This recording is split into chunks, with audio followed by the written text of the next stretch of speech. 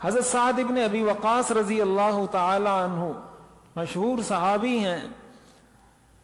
حضور علیہ الصلاۃ والسلام نے ان کو غزوہ احد کے موقع پر، چونکہ یہ حضور علیہ الصلاۃ والسلام کی جو دفاع کر رہے تھے جو صحابہ، ان میں سے ایک حضرت سعد ابن ابی وقاص رضی اللہ تعالی عنہ تھے جنگ احد میں.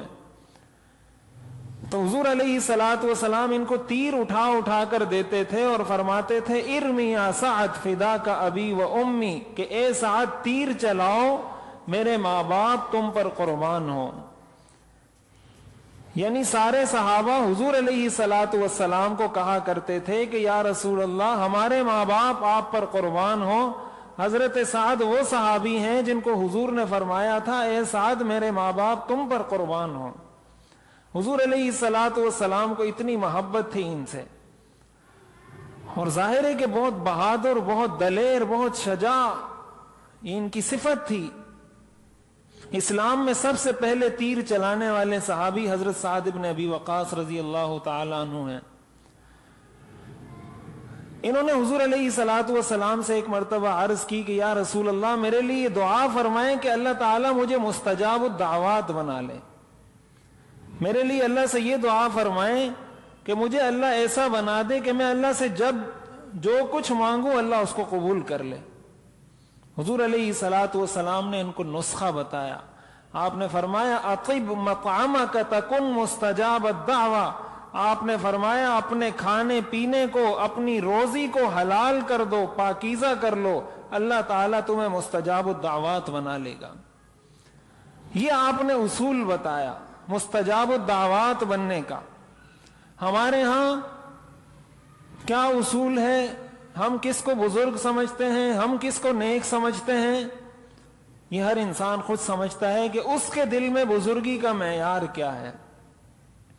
تو سب سے پہلی بزرگی کی جو شرط ہے وہ تو یہ شرط ہے کہ انسان حرام سے اپنے آپ کو بچائے. اگر کوئی شخص حرام کھا رہا ہے، حرام پی رہا ہے، اس کا لباس حرام کا ہے، تو ایسے شخص کی دعا قبول نہیں ہوتی. چنانچہ حضرت سعد رضی اللہ تعالی عنہ اس کے بعد اتنی احتیاط فرمایا کرتے تھے.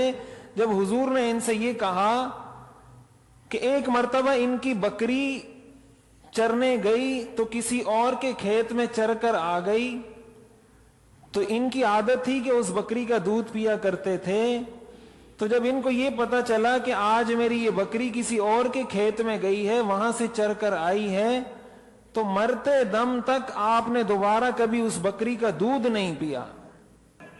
اس وجہ سے کہ اس کے جسم میں اس کے گوشت کا وہ حصہ بن چکا ہوگا، اس نے جو چارہ کھایا ہے کہیں میرے جسم میں حرام غذا نہ چلی جائے. مرتے دم تک اس بکری کا دودھ پھر نہیں پیا.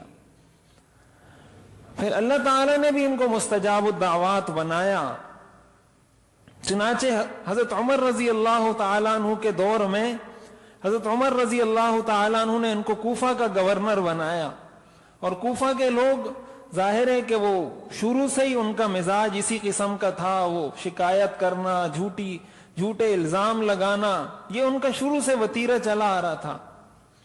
حضرت سعد بن ابی وقاص رضی اللہ تعالیٰ عنہ کو جب حضرت عمر رضی اللہ تعالیٰ عنہ نے وہاں کا گورنر بنایا، تو وہاں کے لوگوں نے، جو منافقین تھے، جو وہاں کو حضرت سعد رضی اللہ عنہ کو چاہتے نہیں تھے کہ یہاں پر رہیں، انہوں نے ان کے خلاف پروپیگنڈا شروع کر دیا کہ یہ بے انصافی کرتے ہیں، یہ صحیح طریقے سے مال تقسیم نہیں کرتے، یہ کرتے ہیں. حضرت عمر رضی اللہ تعالیٰ عنہ کو شکایات پہنچی تو آپ نے تحقیق کے لیے اپنا ایک قاصد کوفہ بھیجا کہ جاؤ کوفہ اور تحقیق کر کے آؤ کہ حضرت سعد کے بارے میں جو شکایات آ رہی ہیں کیا یہ صحیح ہیں یا غلط ہیں.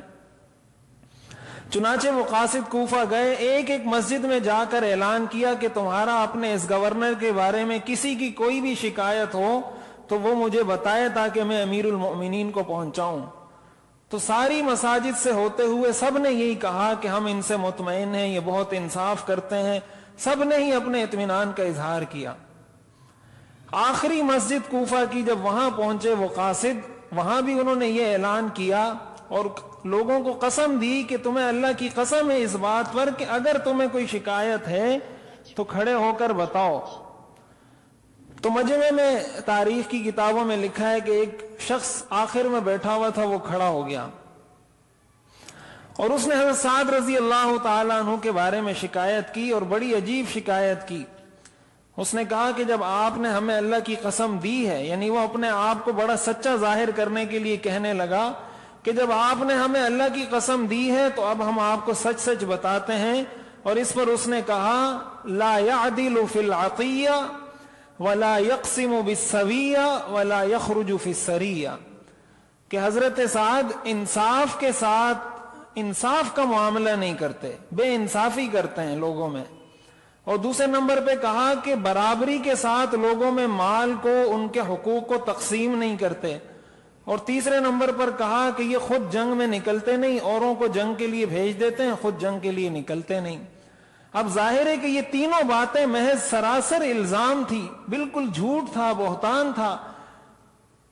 اتنے بہادر صحابی کے بارے میں یہ الزام لگانا کہ یہ جہاد میں نہیں جاتے، یہ کیسے ممکن تھا؟ ان کے بارے میں یہ الزام لگانا کہ یہ انصاف نہیں کرتے۔ حضرت سعد رضی اللہ تعالی عنہ نے جب یہ سنا تو اپنے ہاتھ اٹھائے، اور ہاتھ اٹھا کر کہا اللہم ان کان عبدک ھذا قام ریاء وسمعۃ فاطل عمرہ وادم فقرہ وعرضہ للفتن۔ اے اللہ، تیرا یہ بندہ اگر صرف ریاکاری کے لیے اور اپنے آپ کو بڑا ثابت کرنے کے لیے اس مجمع میں کھڑا ہو کر مجھ پر الزام لگا رہا ہے، یا اللہ اس کی عمر کو لمبا کر دے، اس کے فقر کو ہمیشہ اس کے اوپر مسلط رکھ، اور ہمیشہ اس کو فتنوں میں مبتلا رکھ۔ انہوں نے یہ دعا کی۔ حضرت عمر رضی اللہ تعالیٰ عنہ نے حضرت سعد رضی اللہ عنہ کو بلا لیا۔ وقت گزرتا گیا، تاریخ میں لکھا ہے کہ یہی شخص پھر کوفہ کی گلیوں میں بیٹھ کر بھیک مانگا کرتا تھا۔ 120 سال اس کی عمر ہو گئی، اور اس کی پلکیں اور اس کی بھویں اس کی آنکھوں پر آ گئی، دیکھ نہیں سکتا تھا، اور یوں اپنی آنکھوں سے جب دیکھنا چاہتا تھا تو بڑی مشکل سے دیکھ پاتا تھا، اور لوگوں سے بھیک مانگا کرتا تھا۔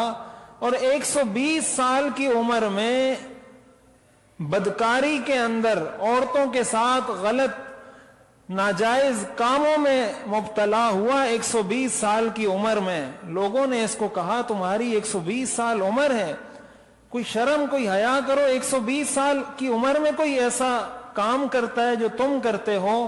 تو وہ آگے سے کہا کرتا تھا شیخ کبیر مفتون اصابتنی دعوت الرجل الصالح، میں وہ بوڑھا ہوں جس کو اللہ نے فتنے میں مبتلا کیا ہے، اور مجھے حضرت سعد کی وہ دعا لگی ہے جس کا میں اثر بھگت رہا ہوں۔ تو حضرت سعد رضی اللہ تعالی عنہ نے جب اپنے رزق کو پاکیزہ کیا، تو جب دعا اللہ سے مانگی، اس کا اثر اللہ نے دنیا کو دکھایا کہ اس کا اثر پھر کیسے ہوتا ہے۔